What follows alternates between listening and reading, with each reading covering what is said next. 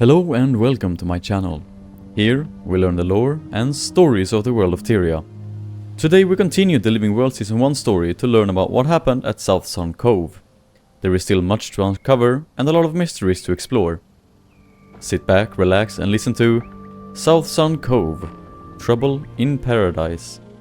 As always, you can find the full lore on the Living World Season 1 on the official Guild Wars 2 wiki. Let's begin.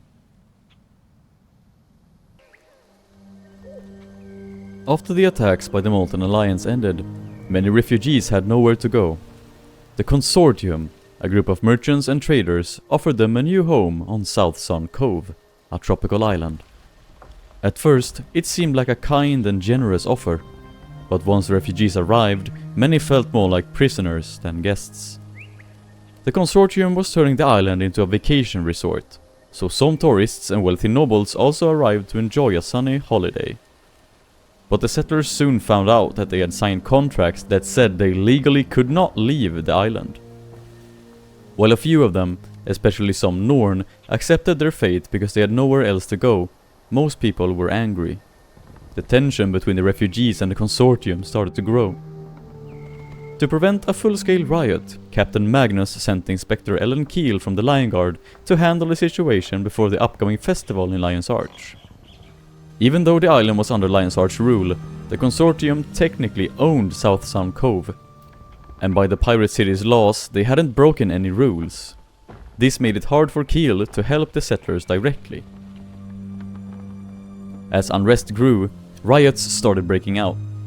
To keep things from getting worse, Keel was given the authority to deputize, make temporary helpers out of any strong and able people she could find to help keep the peace.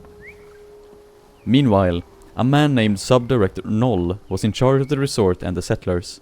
He treated the refugees very badly, yelling at them with the help of his golem, Jobotron. Whenever fights broke out, something that happened a lot, he used force to stop them instead of talking things through. As more settlers became upset, Noll's bosses told him to make sure everyone looked happy in case anyone important checked in. But when things got worse and deaths began to happen, Noll's bosses panicked. They told him to gather all the contracts and send them back to the head office so they wouldn't be destroyed. They were worried the settlers would burn or tear them up during the riots. In the end, the Consortium blamed Noll for how bad things had gotten. They refused to let him leave the island and told him to recover whatever he could from their failed investment. At the same time, nobles who came to the island expecting fun in the sun started to complain. This upset the Consortium, which then upset the city council and even Captain Magnus. Because of this, Keel had to focus on keeping the nobles safe. One of those nobles was Lady Casimir Mead, who came from Divinity's Reach. But Casimir wasn't just on vacation. She was also investigating the situation for Marjorie Delacroix, a detective. Things got worse when animals on the island started attacking settlements. A scientist named Researcher Levy began studying why the animals were acting so wild. She discovered that the local plants were releasing toxins that upset the ecosystem. These plants looked very similar to the kind used by the Sylvari. When the violence hit its peak, a settler named Henrika came forward and confessed. She said a mysterious Sylvari had convinced her to riot in exchange for a chance at freedom from her contract. Keel put the clues together and realized the Sylvari must be Kanak, someone who knew Southsun Cove well and hated the Consortium. After the ancient Karka was killed, Kanak escaped from the Lion Guard and became a fugitive. He disappeared into the wild and stayed hidden for about 6 months. During this time, he learned guerrilla warfare, small, fast hit-and-run tactics, and became really good at it. While he was on the run, Consortium decommission teams, basically hired hunters, were sent after him because they felt he had betrayed the company. All this time in the wilderness and the constant danger changed him. He looked darker, more serious, and worn down.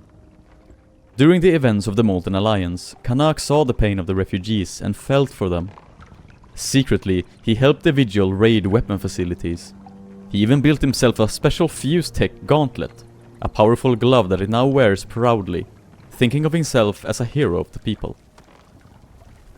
Eventually, it came to light that Sub-Director Noll was the one who had been sending hitmen after Kanak. Noel blamed everything that happened over the past year solely on Canuck, rather than admitting the consortium had any responsibility.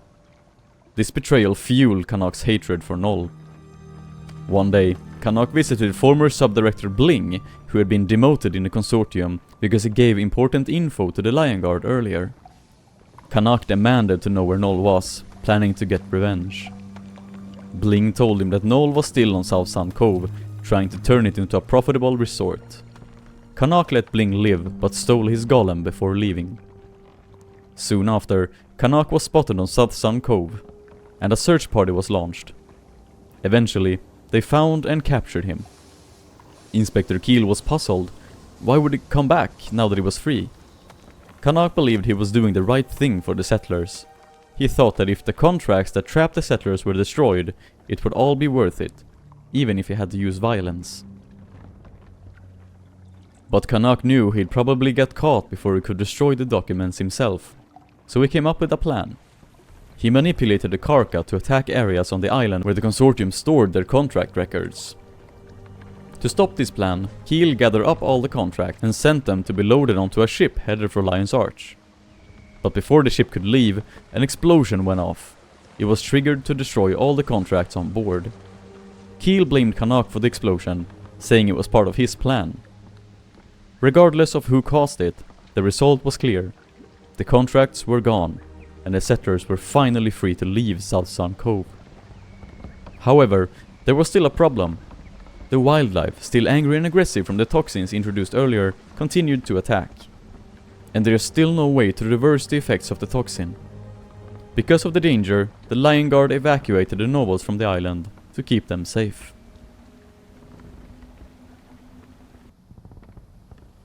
This has been the story and lore of the second part of the Living World Season 1. I hope you enjoyed this video.